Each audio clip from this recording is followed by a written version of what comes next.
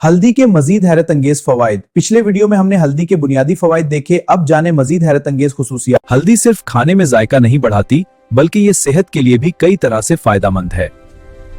हल्दी में मौजूद कुदरती अज्जा निजाम हजम को मजबूत बनाने में मददगार साबित होते हैं। हल्दी मादे की सेहत के लिए बेहतरीन है और हाजमे को बेहतर करती है।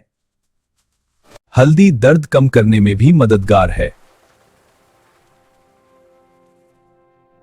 ये जोड़ों के दर्द और मामूली जिस्मानी दर्द में कुदरती तौर पर राहत फराहम करती है। हल्दी जुल्द की सेहत और खूबसूरती के लिए मुफीद है। इसके एंटीऑक्सीडेंट अनासर जल्द को साफ और चमकदार बनाने में मददगार हैं। हल्दी दूध, एक चाय का चम्मच हल्दी रोजाना सेहत के लिए काफी है, मगर मोतदिल मकदार में इस्तेमाल करें। अगर आप मजीद सेहत के हकाइक जानना चाहते हैं तो सब्सक्राइब करें और पार्ट 3 देखना ना भूलें।